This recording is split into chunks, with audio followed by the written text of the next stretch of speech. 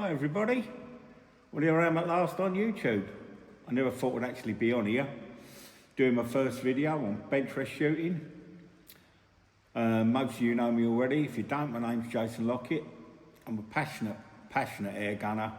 I've been competitive shooting since about 1987. First started in field target, did that for quite a few years, and then I had a brief break where I did quite a bit of firearm shooting, and then I came back to sub-12 air gunning because I always found it the most difficult. Did quite a lot of HFT, which I did quite well in, and then COVID come along, and having nothing to do, no competitions to go to, I've got a 25-metre garden, and I'd heard about this other discipline called 25-metre bench rest, world rules bench rest. So I looked into it, got myself a basic setup, and for about 15, 16 months I just sat in the garden, plinking away, trying to find out as much as I could about the sport. Now there's three types of bench rest you'll hear about. Most people think of bench rest and they think of the 100-metre, which is based in the USA, the 100-yard, the extreme bench rest. There's also, which is mostly shown in the UK, which is the NSRA style bench rest. But all this channel is going to be devoted to is World Rules bench rest, which out of the three is by far the biggest. It's a global sport and you can compete at club level, you can do national competitions here in the UK, and you can also compete internationally because it's got a massive following worldwide. Most UK air gunners are only just catching on to it. But the nice thing about it is so inclusive. If you've got a 25-metre to shoot, you can sit down regardless of your physical abilities. If you've got a sub-12 air gun, you can compete with a few modifications to a standard rifle. And that's only stock-wise. If your gun's accurate and you're pretty competent, you can shoot to a good level in bench rest. So what I'm going to do this first video about is just a basic kit, quick look at the targets, only skip around a few of the rules, and I'm trying to make this actual videos that I'm going to be doing for the YouTube is viewer based. Anything that you want to see or interested in about the sport, or just want to know some finer points, you know, give me a shout. Just email me and I'll always answer. I'll post something in the comments. One thing I will do, not like some other YouTubers, if you post something in the comments, good or bad, I will always answer it because I want to learn. If you've got any, you know, you're going to criticise anything I'm saying, let me know. If I think it's better than my ideas, I'll agree with you and I will try it out. So there's going to be none of this massive self-promotion that you see out there. If I get any doing the reviews, if the equipment's, people know me, if the equipment's not that great, I will slag it off. If it's good and I think that I would use it, then I'll actually plug it on the channel. But other than that, I'm going to crack on. We're going to go over some of the kit and hopefully give you a basic guideline. So here's a look at a typical World Rules bench rest target. This particular one is one I shot in competition at the Nationals last weekend. One I shot in the light rifle category. The name and the detail was on up here in the top left-hand corner. And what these targets comprise of is 10 sighters down the outside, you can see, and 25 competition targets. Now, during the target detail, when you're in a competition, you'll get 20 minutes to shoot every one of these blue targets in the middle. And you can shoot as many of these red ones down the outside as you like. So when you're checking for the wind, when you're setting up and sighting your rifle in, you'll shoot on the outside target, find out what the wind patterns are doing, and when you're happy with that wind, you'll take one shot at every one of these targets. Now the targets marking system is, you have a 5 for the outside, and then it's 6, 7, 8, 9, and if you hit the bullseye, it's a 10. But if you take the bullseye out completely, like that one there, that's known as an X. If we just clip it, that's a 10, like that. And these are marked with a specialist plug gauge. And in competitions, they'll also use an eye loop or a digital microscope just to make sure this one has been checked. It's been plugged, and it's also been checked with a digital camera to check the score.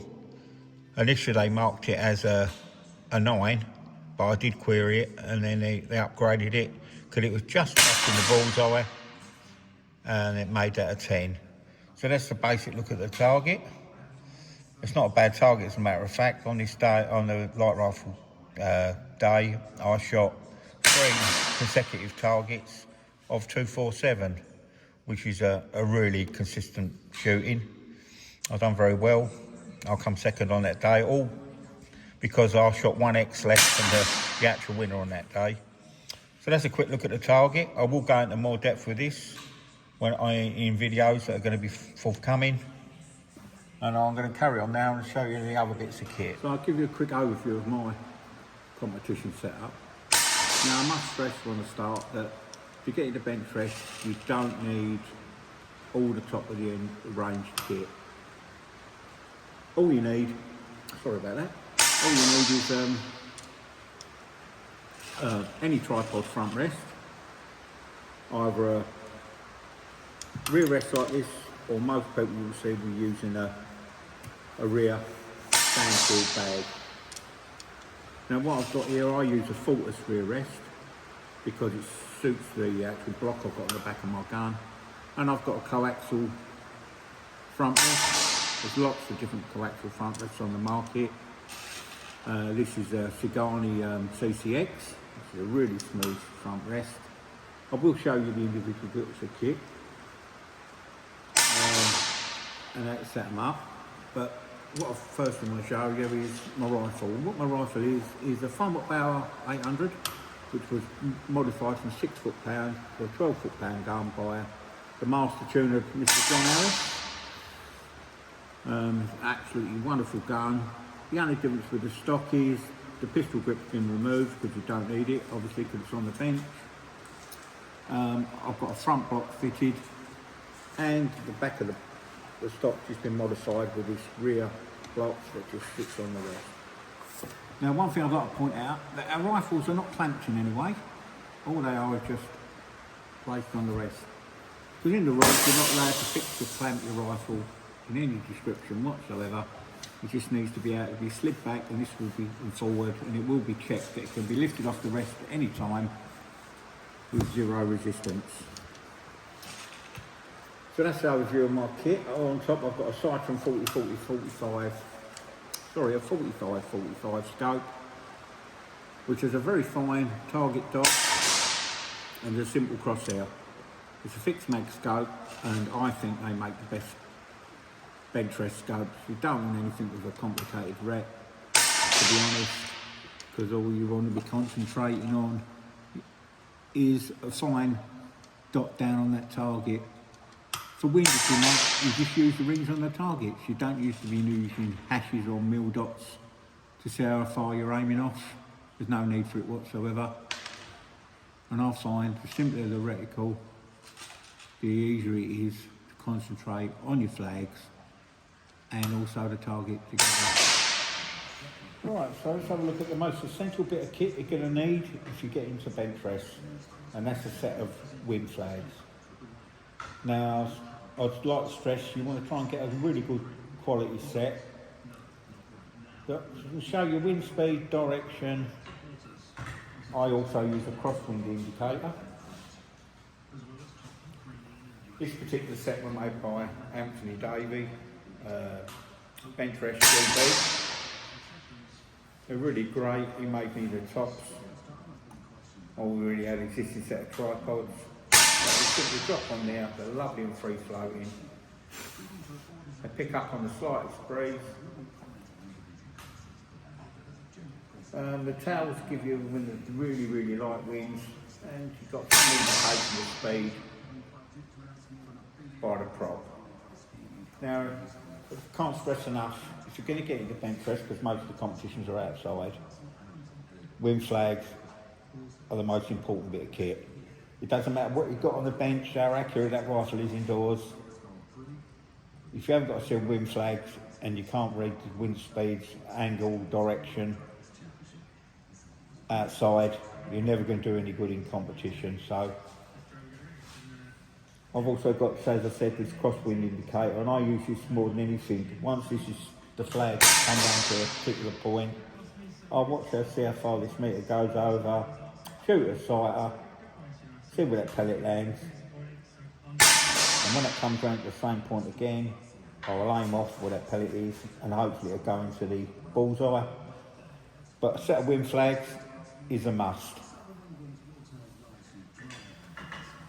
Quick look at my competition setup. A bit of coaxial front rest and a rear bag, but there is another way you can shoot in World Rules bench rest, and that's by using a bipod. And I know a lot of new shooters that do hunting or just do plinking in the garden shoot off bipods. So you can come in and shoot in a competition if you've got a bipod and just a rear bag. But one thing you have to take into account if you're going to have this sort of setup is the bipod on the front of the gun can't weigh over 800 grams unless you want it to be weighed with the overall weight of the rifle.